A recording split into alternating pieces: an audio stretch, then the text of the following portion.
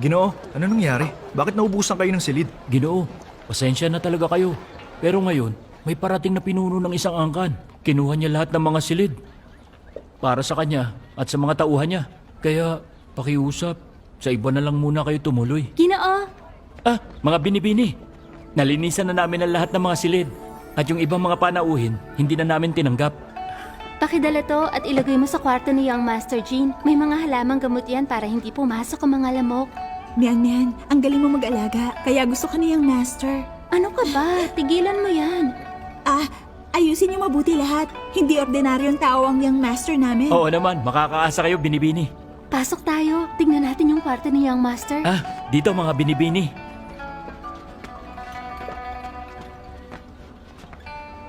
Sila pala, mga taga-angkan ng Jin. Malamang mag-aaral din sila. Ang tagal natin naglakbay. Pahinga na tayo. Young Master, ang kaunti lang naman nila, pero kinuha nila lahat. Kahit una tayo, pinapaalis tayo. Pero puno rin ang ibang bahay tuluyan. Wala tayo mapupuntahan.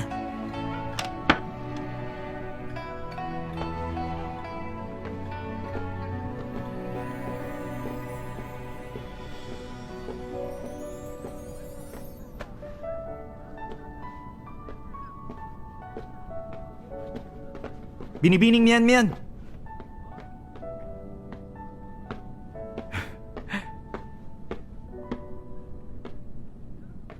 Pwedeng humingi ng halamang gamot? Sino ka? Anong tawag mo sa akin, Mian? Siya yun. Tawag niya sa'yo, Mian. Ako hindi pwede. Teka, sino ka ba? Huwag mo akong tawagin ganon. Oo, sige. Ano ba talaga ang totoo mong pangalan? Para hindi na Mian. At bakit ko sasabihin sa iyo ang pangalan ko? Ikaw muna dapat ang magsabi bago ka magtanong ng pangalan ng iba. Oh, sige. Eto na tandaan mo. Ako si Yuan to. Yuan to? Mian. Hindi ko tanda kung ano ang na may anak na Yuan to. Pero base sa itsura niya, mukhang hindi siya ordinaryong tao. Ikaw, nanunukso ka ah! Anong nangyari? Yung tula, tanda mo ba yung kasunod ng sa ilalim ng araw? Sa ilalim ng araw, si Mian at si Yuan to. Sinabi mo pa ng malakas! Ikaw talaga! Ang lakas ng loob mo. Binibining Mian. Mula ka sa angkan ng Jin, tama? Sabi nila ang mga babae ng angkang yun, singganda ng diwata. Ngayong nakakita ko, totoo nga ang sabi nila. Napakabulero. Mula sa angkan ng Jiang, ako si Wei Ying, Wei Wuxian. Papunta kami sa angkan ng Lan at magpapahinga lang dito. Pareho tayong mga cultivator. Binibining Mian, matitiis mo bang matulog kami sa labas? Ginoong Yuan daw, nakakatawa na meron naman pala kayong matinong pangalan. Kaya lang, yung mga kwarto. Mian. Konti lang ang kasama niyang master. Mababakante lang ang mga silid. Isa pa, una silang dumating. Sa kasong ito, pwede kayong kumuha ng kwarto. Hindi na namin ipapaalam kay Young Master. Maraming salamat sa inyo. Ang katulad mo lang na mahusay mambola, ang makakakuha ng silid sa mga babaeng yun. Ay, ate, narinig mo ang sinabi niya? Jiang, alam mo, iisipin ko na lang na naiinggit ka sa akin. Inggitero. Kayong dalawa, gusto ba ninyong mag-away na lang? Pero, ate, yung binanggit ni Mian na Young Master Jin, sino ba siya? Sino pa ba? Malamang yung kaedad natin sa angkan ng Jin. Kung hindi yung pinakabata sa kanilang si Jin Shishan, sino pa ba? Naisip ko lang kung ganun pa rin siya. Napakagarbong manamit, tulad nung bata pa siya.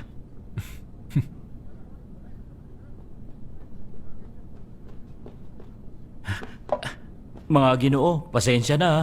Kulang ang mga silid. Kailangan ninyong lisanin ang silid na ito.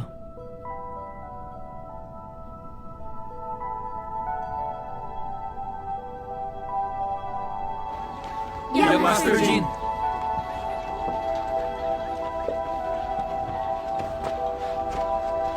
Ito na ba ang pinakamaganda sa Kai? Opo, Young Master. Malayo pa rin kung iaambing sa Jinlintay. Sa upuan, ang gamit natin ay itim na apalit. Sa tasa, pinakintab na maningning na berdeng porselana.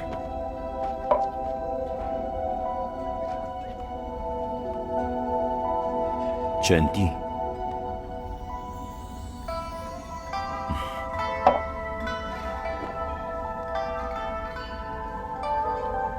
Patingin ng mga silid. Dito, Young Master.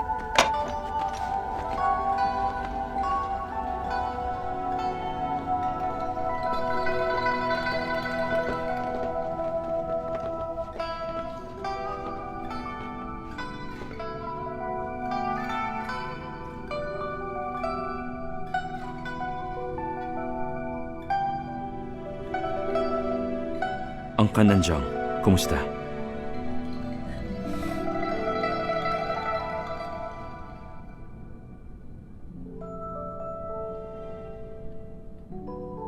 Sa tingin ko ang batang Jin pupunta rin sa angkan ng Lan ng Guso. Ha? Walang galang. Siya ang Young Master namin. Hindi siya Batang Jin. Ah. Young Master Jiang, napadaan kayo rito. Magpapahinga kami rito. Ikinalulungkot ko na sa aming angkan ng Jin lang Lanling ang lahat ng mga silid dito. Mabuti pa, pumunta na kayo sa iba. Oy, nauna kaming dumating. Ano kung nauna kayo? Dapat, sa may-ari nyo sabihin. Inupahan na namin ang buong lugar. Ang Young Master namin, hindi sanay na may makasamang mga estranghero.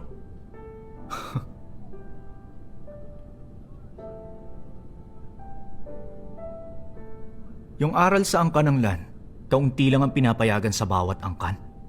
Pero ang daming sinama ng batang Master Jin. Agaw pansin. Anong dahilan? Tagasilbi kami ni Young Master. Ano ngayon? Oh. Totoo palang ang angkan ng Jin napakarangya. Pero ang balita ko, ang angkan ng Lan is stricto at mahirap at simple lang. Pero ang batang Master Jin napakarangya. Ang daming dalang tagasilbi. Nag-aalala tuloy ako. Baka hindi mo matagalan ang paghihirap doon. Asian, Ate, ano ba? Nagbibigay lang ako ng payong kaibigan. Iniinsulto mo ang Young Master namin? Nasaan ang asa ng angkan ng Jiang? Anong pang-iinsulto ron? Pakisabi nga. At pwede mo akong kumprontahin, pero wag mong idadamay ang angkan ng Jiang.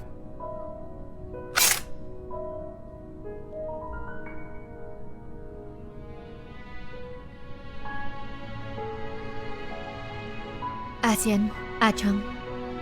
Mag-impake na tayo. Hanap tayo ng ibang lugar. Paalam, Young Master Jin.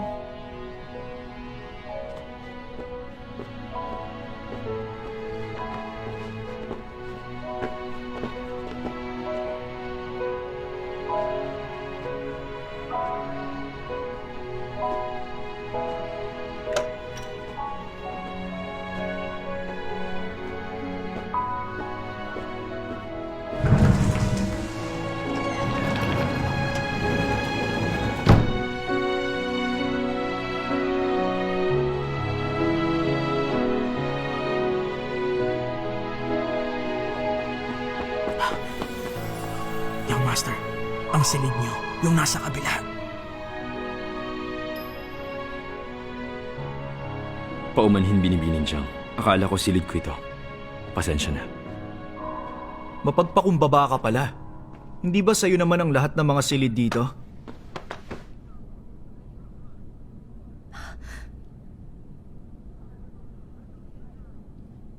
Ang sabi nila napakaganda ng asal ng angkan ng Jin. Ngayon masasabi ko parang hindi naman.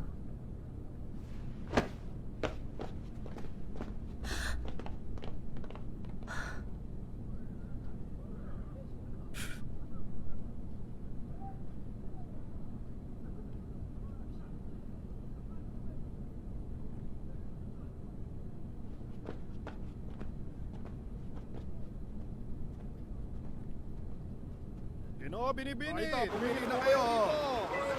At yan, maganda. Mga pagpuso! Oh, bili na kayo! Amoyin mo, mabango rin yan. Sabihin, bagong-bago.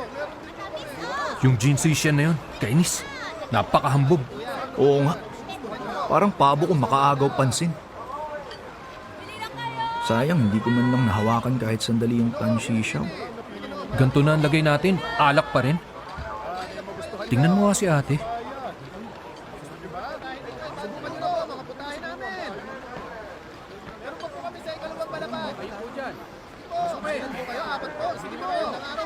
Hindi ko alam kung anong nasa isip ni Uncle Jam.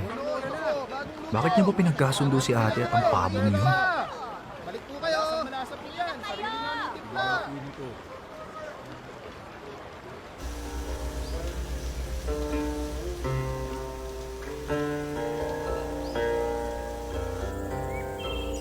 Sa patakaran ng Angkanglan, ang estudyanteng darating na walang imbitasyon, hindi makakapasok.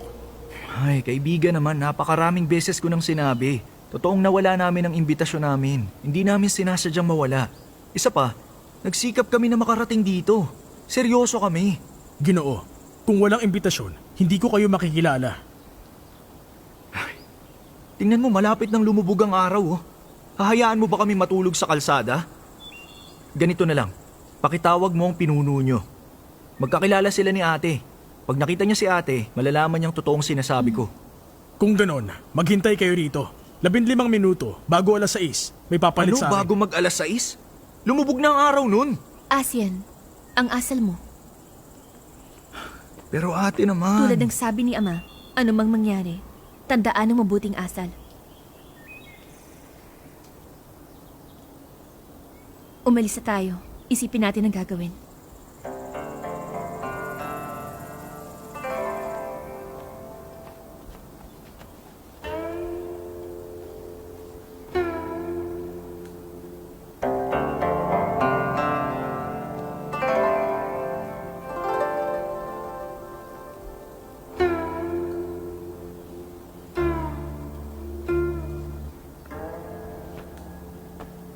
Second young master, narito na kayo. Anong problema? Ang second master, sila ang Wanzi, isa sa kambal na Jade. Batang kapatid ni Pinunong Lan Shichan. Baka matulungan niya tayo.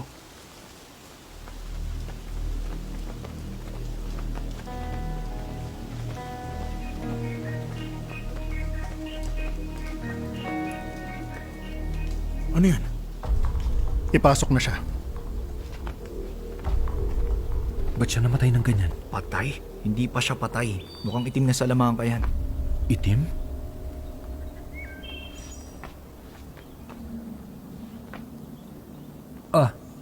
Second Master Lan. Ako si Jiang Chang, anak ng Pinunong Jiang Fangmian. Ang kapatid ko si Jiang Yanli. At si Wei Wuxian.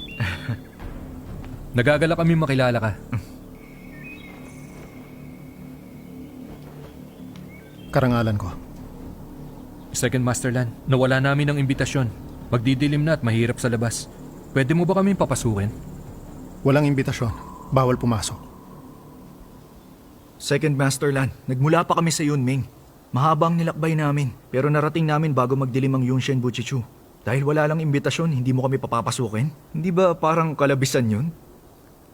Walang imbitasyon. Bawal pumasok. Second Master Lan, aksidente nangyari. Hindi namin sinasadya. Pagbigyan mo na kami. Hanapin nyo. Second Master Lan, malapit na lumubog ang araw. 20 milya pa ang layo ng nayo ng kayi. Ayaw nyo pa rin kami pagbigyan? Ano bang patakaran yan? Oy! Second Master Lan! Kung ayaw nyo pa rin...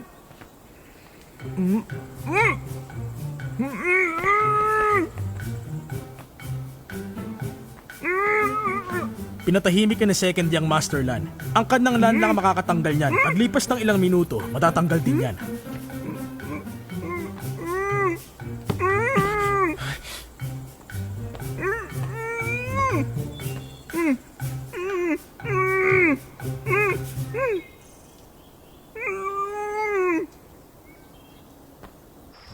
Ang higpit naman ni Second Master Lan. Oo nga. Ang hirap naman sa yun, Shenbu Chichu. Buti pa sa yun, Ming. Oo nga. Sa totoo lang, hindi na ako komportable rito eh. Parang ayoko na rito. Oo, ganun nga rin ako. Ate, huwag ka na mag-alala. Bumalik lang siya sa tuluyan para sa imbitasyon. Walang mangyayari sa kanya. Natural lang yun.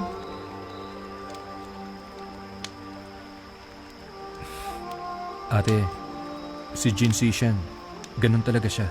Huwag mo na siyang intindihin. Wala naman sa akin yun. Ang inaalala ko lang naman, baka ipahiya niya si Asian. Basta umayos siya ng kilos niya, hindi siya mapapahiya. Kaso hindi mo masabi kung nakay-mian-mian siya o baka kung sinong yuwan to. Chang, alam mong kapag seryosong bagay, hindi nagloloko si Asian.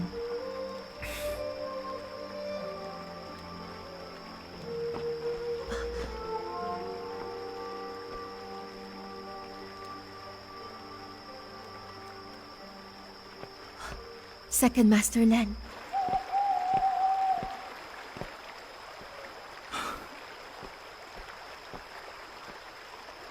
Ate! Jiang Chang!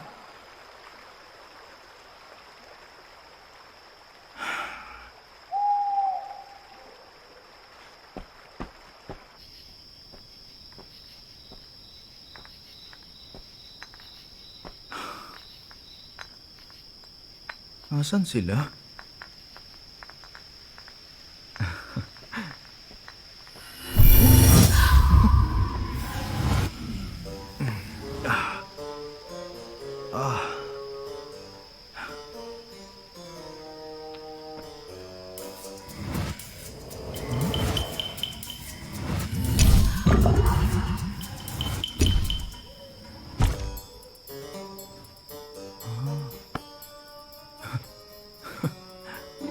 Kaya walang bantay.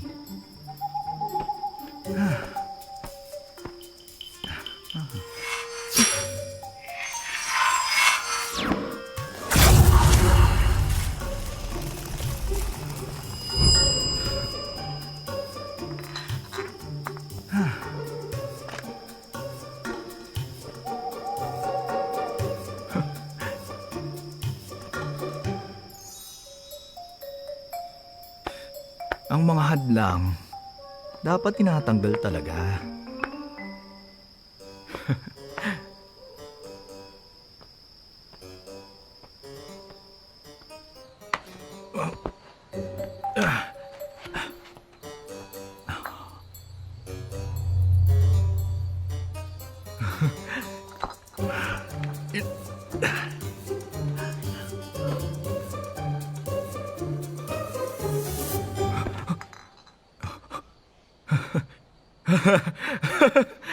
Ang galing naman.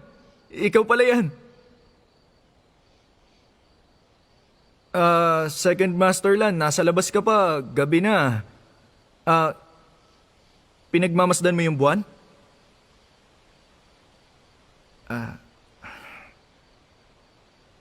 Second Master Lan, nandito ako para hanapin si ate. Nga pala, nahanap ko na yung imbitasyon. Eto, dala ko. Pakita ko. Nanloob ka. Labag yun sa patakaran. Ha? Ang dumating ng alas 7, hindi na papapasukin. Pangalawang paglabag. Alak ng walang pahintulot. Pangatlong paglabag. Second Master Lan, alam mo, bago lang ako dito sa angka ng Lan ng Gusu. Hindi ko pa alam ang mga patakaran nyo. Pero pangako, hindi na ito mauulit. Nag-aalala lang ako kay ate, kay Jiang Chang at sa ibang kasama namin. Ganito na lang. Titignan ko lang sila. Isang beses lang. Ha?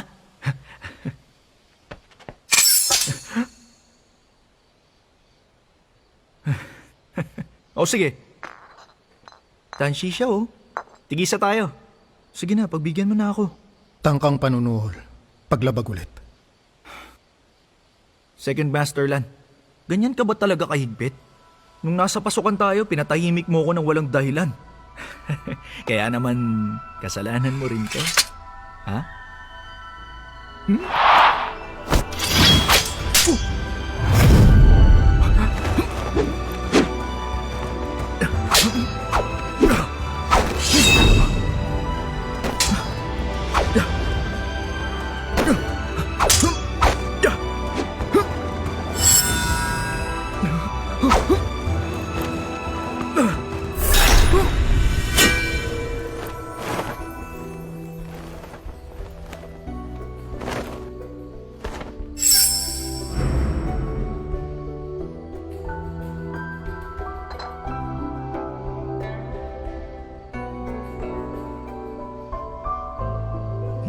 akakalang mahusay ka, itong batong ito.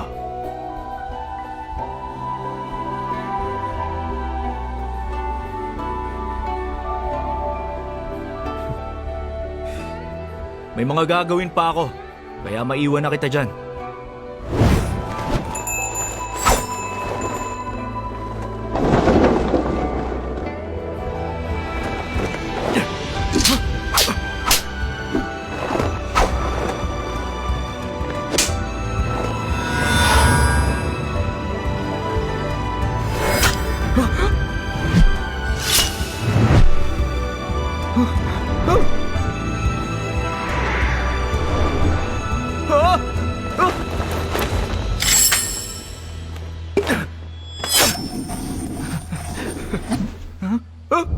Ah!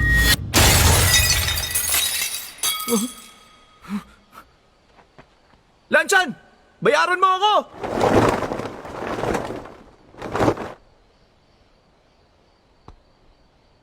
Talikod. Ha?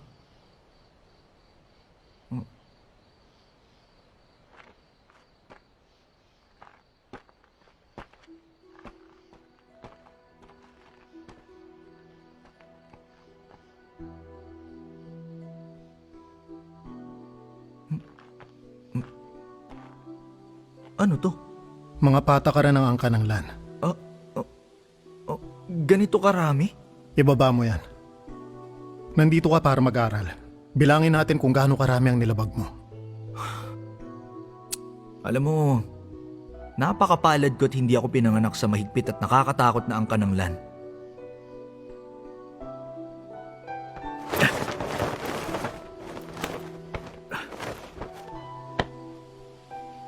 Sige, dahil bawal dito ang alak, sa labas na lang ako.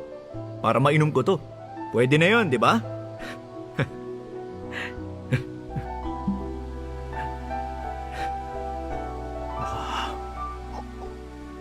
Napakapasaway.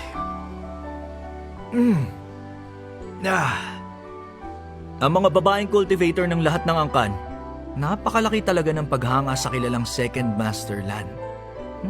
Kawawa naman. Anong kawawa? Kasi hindi nila alam na yung hinahangaan nila hindi naman pala makatwiran, walang patawad at malupit na lalaki.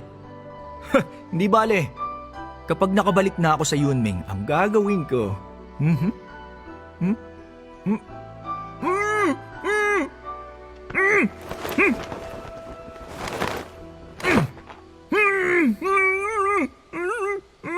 Tayo na.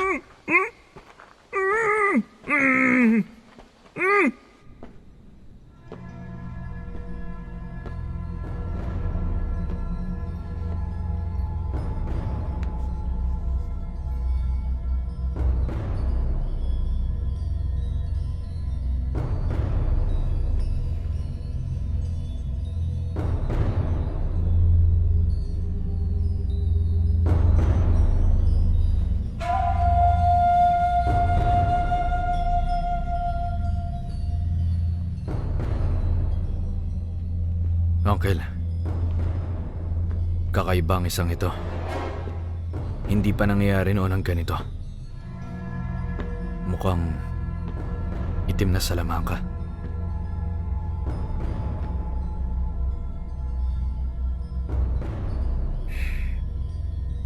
Isa lang? Wala na bang ibang bangkay na binalik si Wang Chi? Uncle, ang balita mula sa mga angkan sa paligid ng Gusu. Nitong nakaraan, maraming nawawalang cultivator. Pinaimbestigahan ko kay Wang Ji. Ang lalaking ito, isa sa ating disipulo at nagmula sa ibang angkan.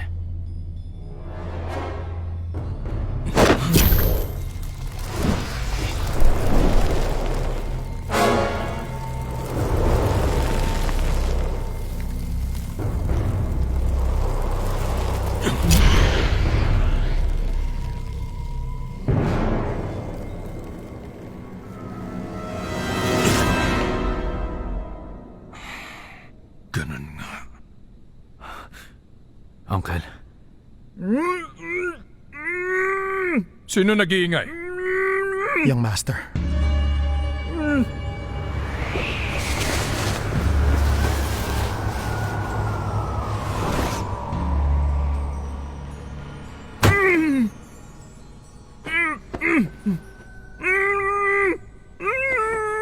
Young Master Wei.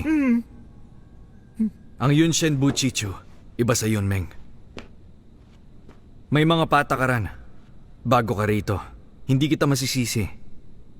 Pero kahit ganon, hindi mo pwedeng maliitin ang mga ito. Ang parusa, hindi may iwasan.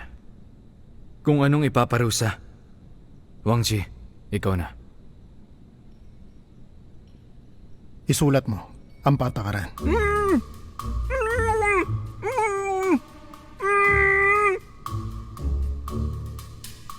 Wang Ji, pagsalitain mo na si Young Master Wei. Ikaw, bato ka! Ha? Zewujun, makinig kayo. Kulang ang sinabi ni Lanchan. Para siyang bato. Hanggang 3 salita lang, hindi pangungusap. Makinig kayo. Ang totoo, kami ng mga kasama ko, dumating kami bago lumubog ang araw. Pero nawala pala namin yung imbitasyon. Pero hindi kami dapat sisihin. Kasalanan tong lahat ng pabong si Jing Xixien eh. Pero nakarating pa rin kami rito kaso hindi kami pinapasok. Walang magawa. Hinanap ko na lang yung imbitasyon ng mag-isa. Isa pa, ang Tan Sisiao, kilalang kilala. Kaya natural lang na bumili ng 2. Pero hindi pa nga ako nakakainom. Binasag na ni Lanchan yung isa. Pinababayaran ko lang yung nabasag niya. O yun o, pinatahimik ako. Young Master Wei, nangyari man yan, lumabag ka pa rin sa patakaran. Hindi mo masisisi si Wang Ji kung ginawa niya man yan. Isa pa, sina Lady at Young Master Jiang nakapasok dahil sa paliwanag ni Wang Ji. Young Master,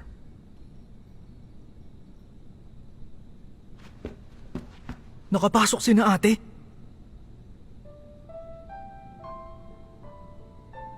Dahil sa kanya?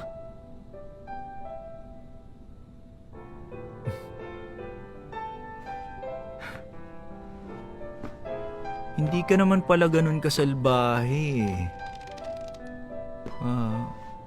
Uy, Lanchan, ano ka ba? Hihingi na nga ng tawad, ganyan ka pa? Sige, Young Master Wei. Ngayong nagkaintindihan na, magpahinga ka na.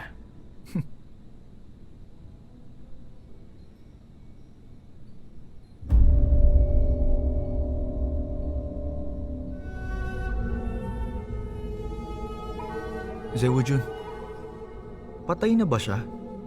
Bakit natatakpan ng puti? Ano sabi mo? Mali ba ako? Nung naroon ako sa pasukan kaninang hapon, nakita ko buhay pa siya nun eh.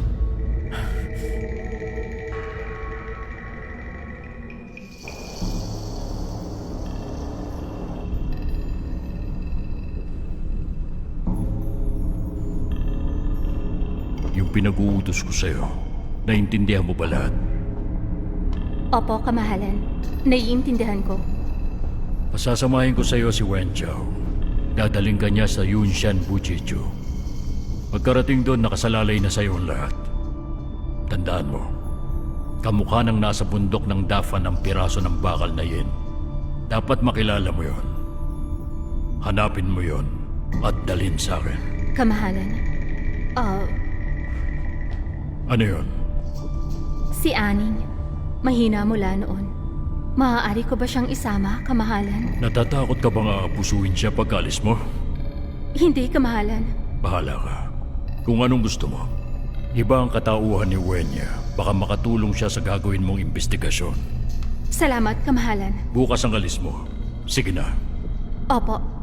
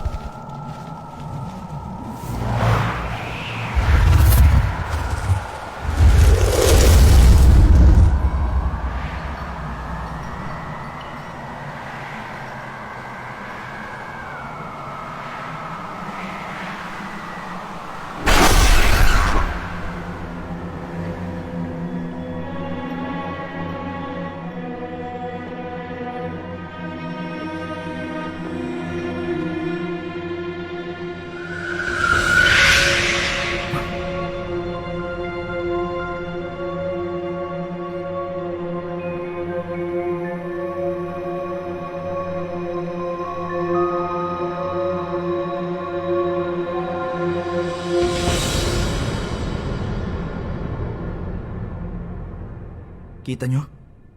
Kung titingnan maigi, mukha nga siyang patay. Pag hinawakan, mukha ring patay na. Pero may epekto pa rin ng espiritual na kapangyarihan. Hindi masasabing patay na siya eh. Malamang...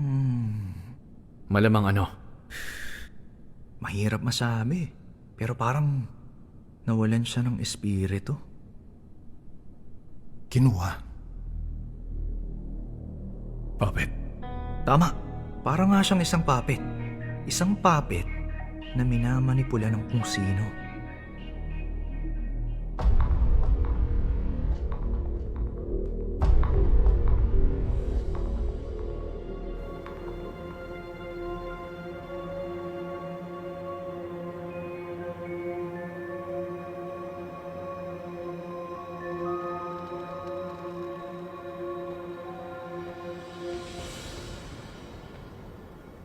Wang Chi,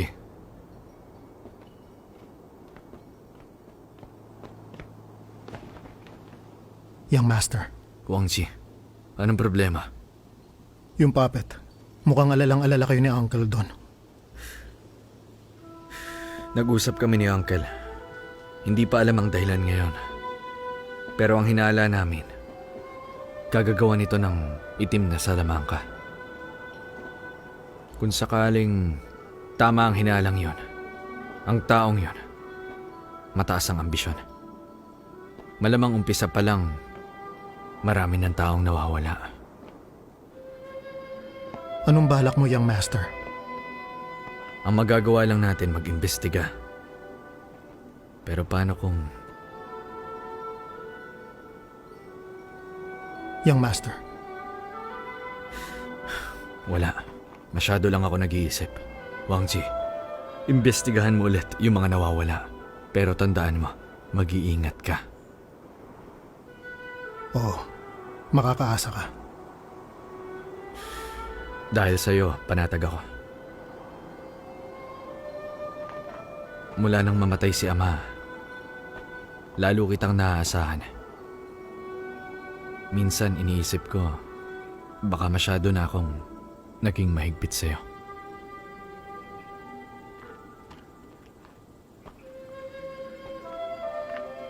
Marami kang tungkulin. Tumutulong lang ako.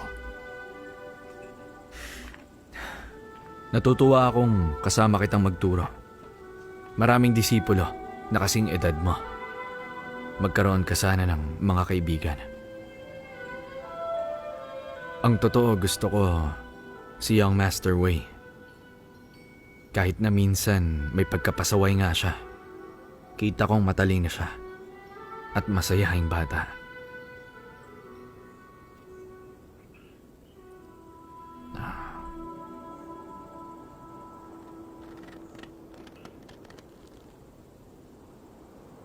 Wang Chi, nakalaban mo siya. Kumusta? Mahusay ba?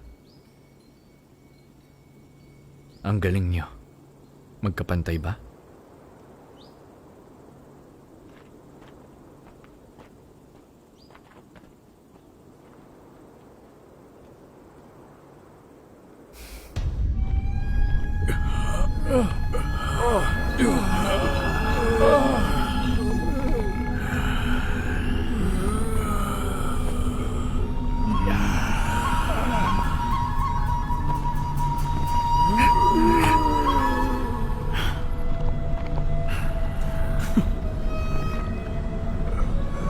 Suya.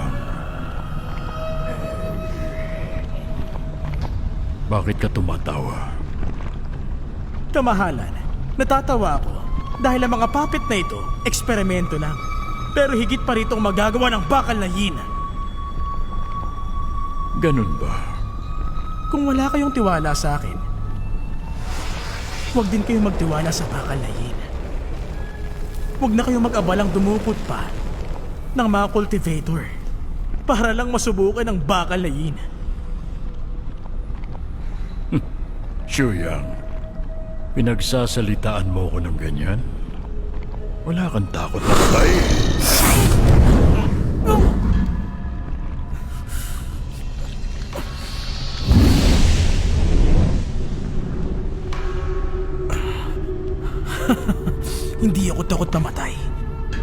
ng walang kwentang buhay. Tulungan mo kong hanapin ang 3 pang bakal na iyan at sakupin ang ibang mga angkan. Nang sa ganon, magkaroon ka ng halaga.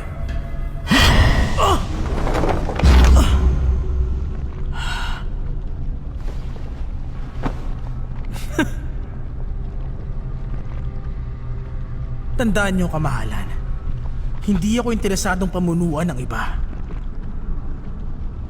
Nung una pa lang na dumating ako rito, nasabi ko na sa inyo ang gusto ko. Sana hindi niyo nakakalimutan. Huwag kang mag-alala. Kapag nakumpleto ko na ang 4 na bakal na iyan, tutuparin ko yon. Makakaasa ka. Salamat, kamahalan. Shuyang! Sa kanlurang Dafan, silang ang gusto, hilagang yayang. Nasan sa mga yun ang huling piraso ng bakal na iyan? Huwag niyong kalimutan ang usapan natin noon. Kapag pinakuha niyo na sa akin ang bakalayin sa angkan ng tiyang ng yeyang, sasabihin ko na kung nasaan yung uli.